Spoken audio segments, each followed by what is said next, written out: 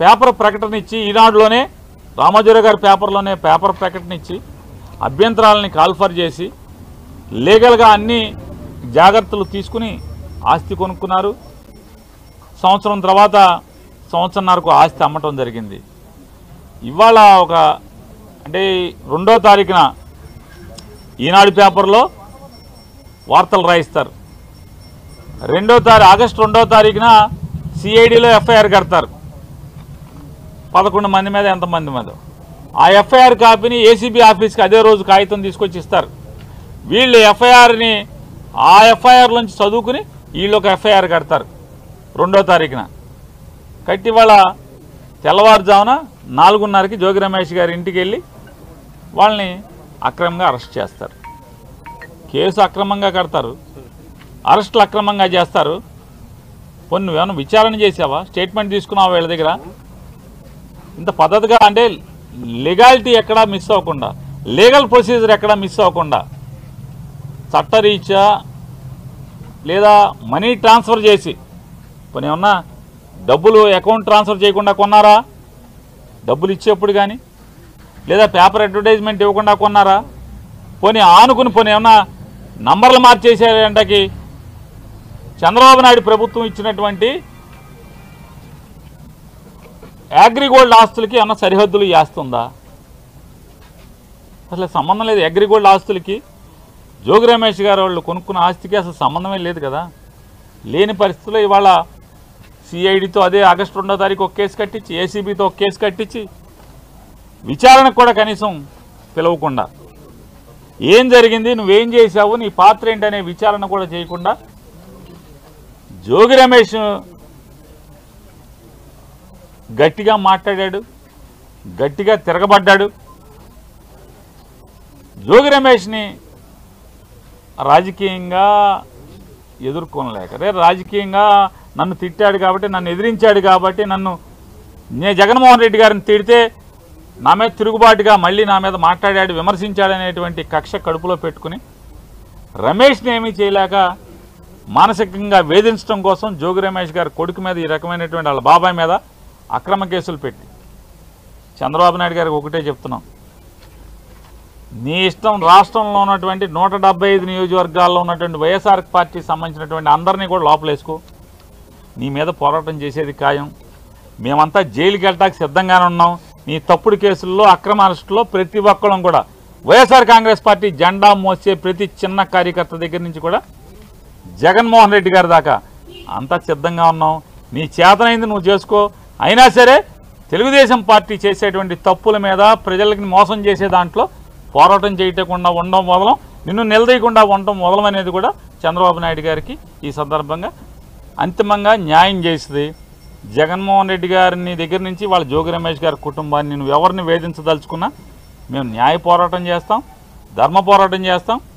ఖచ్చితంగా నీ మీద తిరుగుబాటు చేసి రాజకీయ పోరాటం కూడా చేసి అన్నింటిని కూడా ఎదుర్కొని ఖచ్చితంగా 2029కి మీ ప్రభుత్వాన్ని పడదయటానికి కావాల్సినటువంటి ప్రతి పోరాటాన్ని చేస్తాం.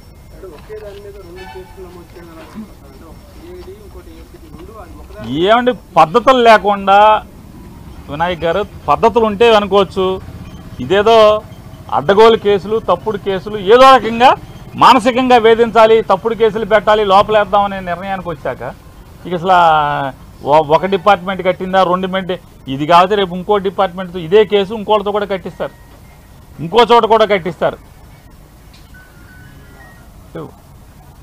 ఇక తప్పు అని చెప్పేవాడు లేడు. పేపర్లు టీవీలు, వాళ్ళ పేపర్లు టీవీలు బాజా కొడతా ఉంటాయి, వీళ్ళకి వంత పాడుతూ ఉంటాయి.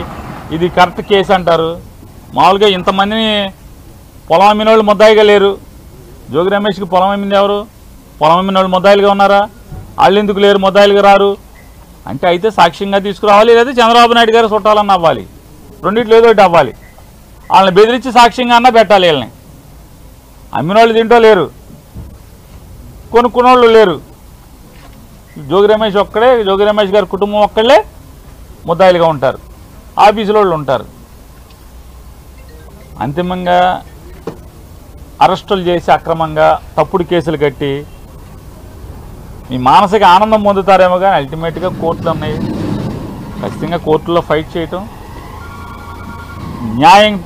న్యాయంగా మేము న్యాయాన్ని ఆశ్రయించి న్యాయస్థానాలను ఆశ్రయించి గెలవటం ఖాయం.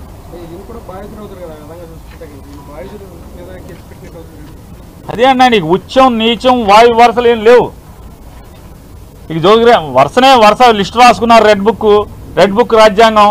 రెడ్ బుక్లో ఎవడెవడున్నాడు ఆయన్ని మానసికంగా వేధించాలి, కేసులు కట్టి లోపేయాలి, సునకానందం పొందాలి. దీనికి వస్తుంది తప్ప ఏముంది?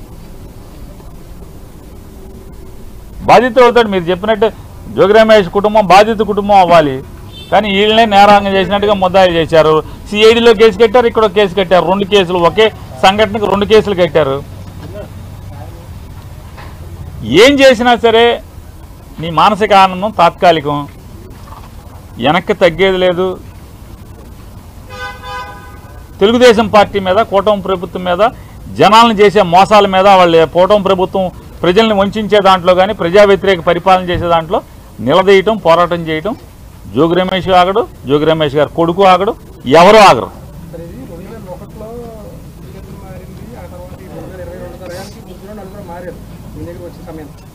అప్పట్లో దీనికంటే ముందు 14-19 కూడా ఉన్నది, ఈ గవర్నమెంట్ ఉన్నట్లు కూడా. దీన్ని నిజంగా లీగల్గా మీరు అన్నట్టుగా అన్ని పేపర్ ప్రకటించుకున్నది తెలియదు. అంటే దీని ముందున్న 3 నలుగురిని ఎందుకు అరెస్ట్ చేయలేదు అసలు? సార్ ఇవే కాదండి, అగ్రిగోల్డ్ ఆస్తులు బోల్డన్నీ ఉన్నాయి. చంద్రబాబు నాయుడు గారు మనుషులే కొనుక్కున్నారు అగ్రిగోల్డ్ ఆస్తులు. చంద్రబాబు నాయుడుతో రోజు పక్కన ఉండేవాళ్ళే కొనుక్కున్నారు. ఎవరిని అరెస్టులు చేయరు. ఇది అగ్రిగోల్డ్ ఆస్తి కాదు, అగ్రిగోల్డ్ జీవోలో ఇచ్చిన సర్వే నంబరు కాదు. పోనీ గవర్నమెంట్ నిజంగానే ఆ నంబర్ తీసుకుని సర్వే చేస్తే ఈ భూమి అయితే పోనీ మన జోగి రమేష్ గారు వాళ్ళ కుటుంబాన్ని ఏదో వేధించవచ్చు. అది కాదు కదా. ఆ సర్వే నంబర్ తీసుకొచ్చి ఫీల్డ్ సర్వే చేసినా కూడా ఆ భూమి ఇది కాదు. ఆ భూమి ఎక్కడ ఉంది, ఈ భూమి ఎక్కడ ఉంది. నిజంగానే జోగి రమేష్ గారి కుటుంబం తప్పు చేస్తే ఎవరైనా ఎందుకు వస్తారు? ఎవరైనా జోగి రమేష్ గారు మాత్రం బాధపడేది ఉంటుంది. ఇక్కడ అక్రమ కేసు కాబట్టి ఎవరైనా సరే, అంటే తండ్రిని ఏమీ చేయలేక పిల్లలను కూడా నువ్వు కక్ష సాధించడానికి కేసులో తప్పుడు కేసులు పెడుతున్నావు అనేది ఇక్కడ సమాజం బాధపడేది ఎవరైనా సరే. అంటే రాజకీయ కక్ష కోసం ఎంతకైనా బరిదెగించి వెళ్తారు వీళ్ళు. తండ్రిని ఏమీ చేయలేక కొడుకుని అన్యాయంగా అక్రమంగా ఇరికిస్తున్నారని చెప్పని ఇవాళ పొద్దున్న జోగి రమేష్ గారి భార్య మాట్లాడుతుంది. నీకు పిల్లలు ఉన్నారయ్యా, మనవడు ఉన్నాడు, కొడుకు ఉన్నాడు, ఇవన్నీ ఉసురు పోసుకుంటున్నారనే చెప్తుంది ఆవిడ. నిజంగా చేసి ఉంటే మమ్మల్ని లోపల ఏమని చెప్తున్నారు, ఉరేసుకుంటామని చెప్తున్నారు కదా రమేష్ గారు. నిజంగా ఇది తప్పే అని కనుక నిరూపిస్తే ఖచ్చితంగా మేము ఉండమని చెప్తున్నాడు ఆయన.